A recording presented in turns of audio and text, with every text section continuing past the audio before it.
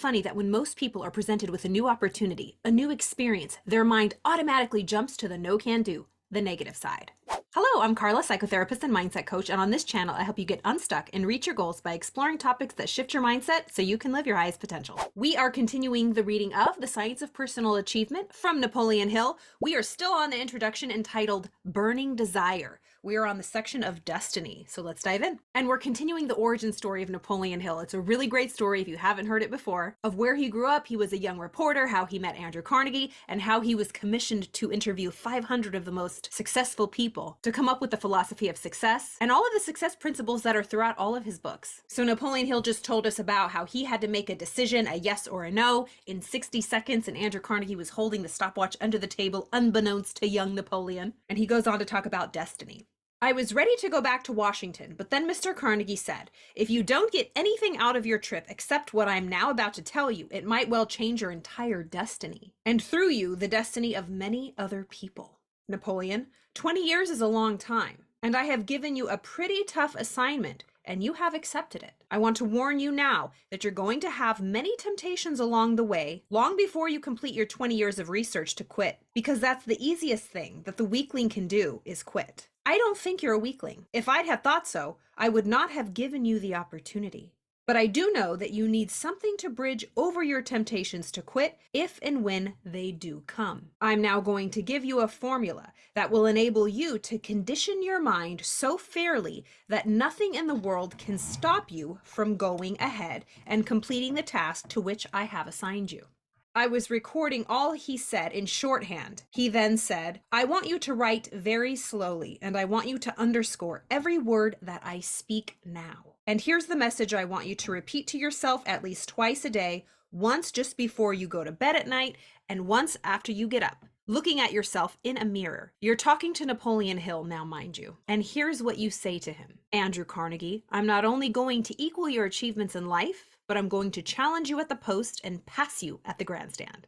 Oh, this is such a good quote. Bob Proctor used to say this all the time, and he had us do it. So he's like, who do you look up to? Who would be like bonkers for you to pass? And he would have us do this assignment, look ourselves in the mirror. So Andrew Carnegie told Napoleon, I want you to do this every morning and every night. I want you to look at yourself in the mirror, and I want you to say, Andrew Carnegie, I'm not only going to equal your achievements in life, but I'm going to challenge you at the post and pass you at the grandstand. This is such a good story. And this is really what mirror work is. If you've never done mirror work or affirmations, it's when you literally stand in front of a mirror and you look yourself in each eye and you say your affirmation. For example, I remember I was working on an affirmation to be early on time to places. So I would look in the mirror and I would look in each eye and I would say, I am early, calm, and prepared everywhere I go. I am early, calm, and prepared everywhere I go. I am early, calm, and prepared everywhere I go. I would just like look at, and it works. You can feel silly or stupid, but it works. All right. So after Andrew Carnegie told him to say this statement, Napoleon said, I threw my pencil down and I said, now, Mr. Carnegie, let's be realistic. You know very well I'm not going to be able to do that. At the time, Mr. Carnegie was rated as a billionaire, probably the first and maybe the only billionaire this country has ever created as far as I know right now. And I think I made the calculation. So if we were to do the math, Andrew Carnegie would be about $100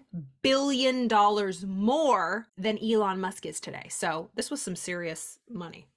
Carnegie said, why, of course I know you're not going to be able to do that unless and until you believe it. But if you believe it, you will. Let me ask you to do this. Try it out for 30 days. Will you do that? I said, yes, that's a reasonable request. I certainly will. But I had the fingers on both hands crossed. I knew doggone well it wouldn't work. The idea of a youngster in his early 20s promising to equal and outdo the achievements of a man who has reached the stage of billionaire. Why, it was so ridiculous and it wasn't even funny. It even scared me. I thought Mr. Carnegie had lost his mind. I came very near to walking out on him. It was just too good to be true, but I promised. All right, the next section is called You Darn Liar. And this is still Napoleon Hill talking. I returned to Washington and to the apartment my brother and I shared. When I wanted to go over the formula, I didn't want my brother to know what a big fool I'd made of myself. I had to break some news to him that would not be good. I had agreed to pay the expenses for the two of us through school, and I was going to have to tell him I was dropping out and he'd have to earn his own way. I went into the bathroom and I closed the door real tight. I got real close up to the glass and almost whispered, "Andrew Carnegie, I'm not only going to equal your achievements in life, but I'm going to challenge you at the post and pass you at the grandstand." And as I turned around in my mind's eye, I saw the real Napoleon Hill standing there, and I said, "You darn liar.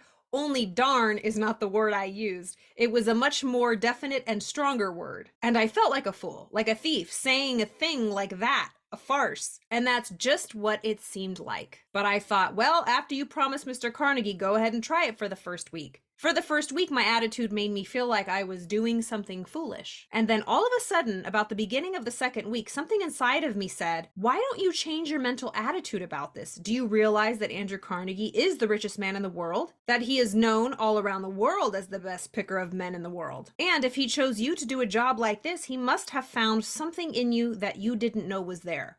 Why don't you change your mental attitude? This is so important. And this is really the problem that a lot of people have when it comes to changing our mindset, changing our thoughts, changing our paradigms, our beliefs, our self-image. When we start out, we don't believe it. We're like, it can't be that simple. What a great idea, Carla. Just repeat to myself that I'm rich and wealthy or that I'm successful. Gee, I never thought of that before. But the truth is, the narratives, the beliefs, the stories we tell ourselves will dictate how we feel, the vibration we're in, which will dictate our actions, and our actions will dictate our results in life. So if we want to go ahead and keep telling ourselves the same story and getting the same results, great, fine. But if we want something different, if we want our results to change, we must start with this inner world. How are we talking to ourselves? What stories, what narratives are we engaging in and getting emotionally involved in? And most of the time, we don't have good narratives. We don't feel good. And then we don't take the actions that produce the results that we want. We usually stay somewhere in between, never really seeing any change. So just like Napoleon Hill said, he felt like a liar. He felt stupid. He felt foolish to whisper these things to himself in the mirror, something so outrageous. But he said after the second week, he's like, why can't I change my mindset around this? He's starting to change the narrative, to change the belief. It wasn't so silly anymore. After you repeat something over and over and over, you get used to it. You start training truly the cells of recognition in your mind differently. Because of course, if it's the first time, you're going to feel foolish. It's like riding a bike or roller skates for the first time. You're like wobbling around, falling, looking like a fool. But you have to go through that stage if you want to be able to balance correctly. Be a great skater, balance your bike. But the problem is we don't want to go through that phase where we're seen falling, tripping, wobbling, looking like a beginner, looking like a fool. This is so important. We think we're protecting ourselves from being humiliated, from being foolish, for believing something different. That's opposite from the results that we currently have. But if we want to change the results we currently have, we must start from within with beliefs that will seem ridiculous to us, but just repeat it, just like Andrew Carnegie said. Try it for 30 days. I encourage you. What's an area of your life that you want to change? Is it physical? Is it health-wise? Is it financial? Is it relational? Is it how you show up and serve in the world? Your purpose? Like me, being on time? So find an area of your life where you're not getting the results that you want. That is step one. Then write out the current results, the current beliefs you have in the current results. For example, I was always late, so I wrote, I am always late. I hate it. Gosh, I'm always late. I feel like crap. I feel so embarrassed. I wrote down the negative results and the paradigm and the thoughts that were happening in my life that I didn't want. Then I had that out on paper. Then I wrote the polar opposite. I am early, calm, and prepared everywhere I go. I am proud of myself. I feel so good, so calm, so serene, so confident anywhere I'm going. I am early, prepared everywhere I go. And so I burned the other one safely. And then I took this new affirmation and I did the mirror work. And I would start it with, I'm so happy and grateful. I am early, calm, and prepared everywhere I go. I am early, calm, and prepared everywhere I go. It's a mantra. I repeated it over and over and over and over.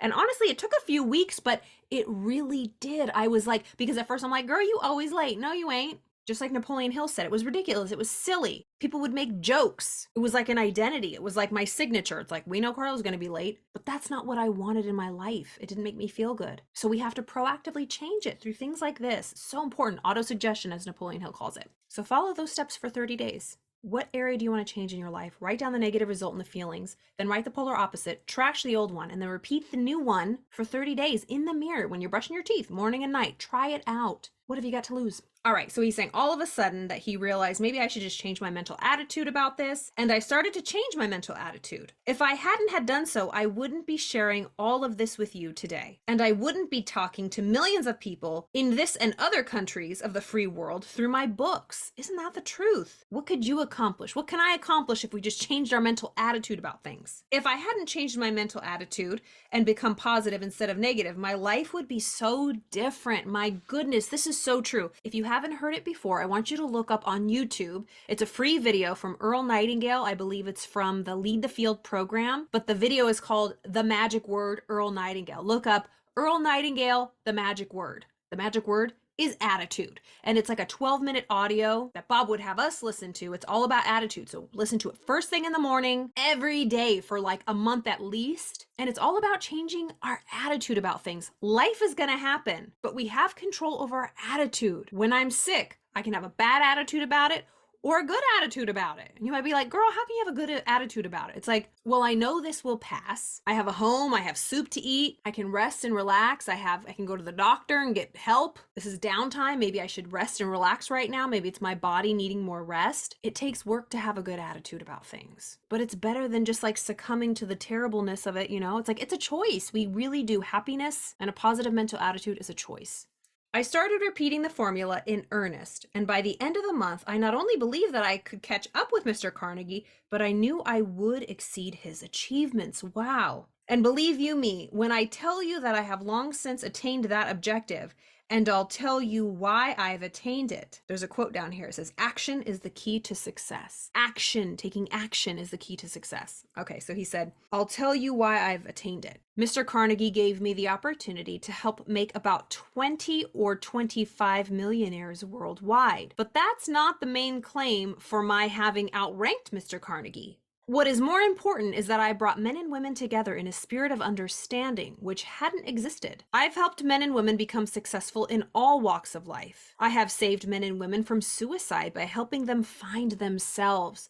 Wow, I remember hearing some of Napoleon Hill's lectures. We have access to some lectures never before heard at the Napoleon Hill Institute. And he talks about the work he did in AA, helping people get sober. And he's saying right here, he helped men and women from suicide by help finding themselves. And that really is the whole point of personal development. It's developing yourself. It's personal development, developing yourself, mind, body, soul, spirit, all of it. It really is an inside job. When we feel disconnected from ourselves, we're lost, we're drifting, as Napoleon Hill says, and outwitting the devil. We're scared, fearful, anxious, depressed, disappointed, suicidal. But if we have purpose, if we have a goal, if there's meaning, if we have a reason to wake up in the morning, if we're excited about what we're doing, if we're always growing and learning something new, it keeps life fresh and exciting, and we're always learning, and we are goal-seeking organisms. So if we don't have a goal that we're headed toward, truly, it's like, why are we here? This is so important. I have done for the world things that Mr. Carnegie never did do. And not only that, but what I have done has been recorded.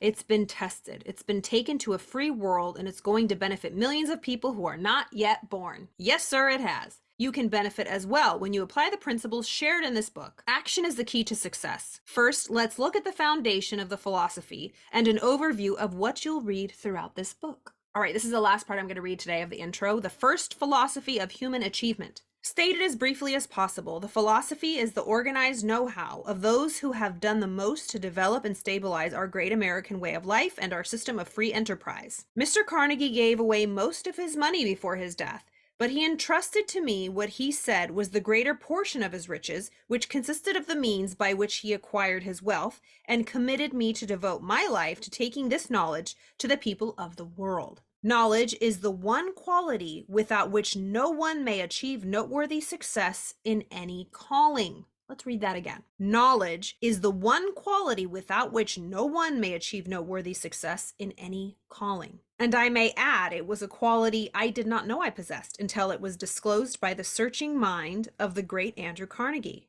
It can be acquired by all who master and apply the idea of definiteness of purpose. This quality consists of the habit of turning on more willpower instead of quitting and accepting defeat when faced with difficult problems and the going becomes hard. The vast majority, approximately 95% of people of all the countries, go around and around in life without aim or purpose. My gosh, this is so true. This was me for probably the first 35 years of my life. Approximately 95% of people of all countries go around and around in life without aim or purpose. I was just saying that. And the work I do as a therapist in psychotherapy, working with people who are depressed, who have mental health issues, who have anxiety, suicidal ideation, people who feel lonely. Studies continually show that one of the main reasons people get depressed is because they feel like they don't have a purpose. That is so huge these days. We're just like purposeless, just floating around, feeling lost, not knowing what to do. So truly, that's why personal development is so important to me. It literally saved my life. I was depressed. I was anxious. I was addicted. And it wasn't until I started filling my mind knowledge, educating myself on myself, self-awareness. It gave me hope. It gave me confidence. And so really, I've dedicated my life to helping other people do the same.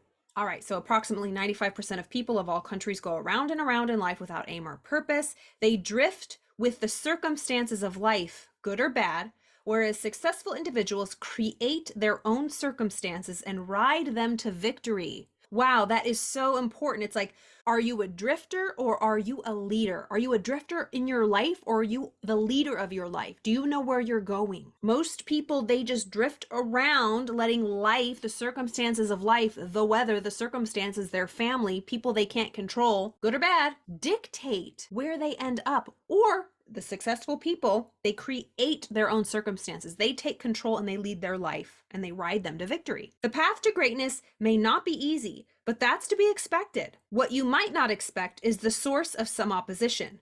My greatest obstacle was friends and relatives who believed I had undertaken too big a job. He talks about this in the chapter, I believe it's on decision or persistence in Think and Grow Rich, about how friends and family are usually the ones that doubt you and they plant those seeds of doubt. They erode your self-esteem and your confidence, and we believe them because they're our family. We love them. But he's saying the opposition, his greatest obstacle was friends and relatives who believed I had undertaken too big a job. They chided me for working for the richest man in the world for 20 years without financial compensation from him. And one of the odd traits of most people, especially one's own relatives, is that they so often discourage any member of the family who steps out ahead of the crowd and aspires to achieve outstanding success. This is so true. A lot of times family members can discourage us. If you're the first person to go to college or the first person to get a six-figure job or the first person to drive a really nice car. Yes, there'll be family members who are happy for you, but there'll be other family members who aren't. They'll give you crap for it. Who do you think you are? You think you're better than everyone?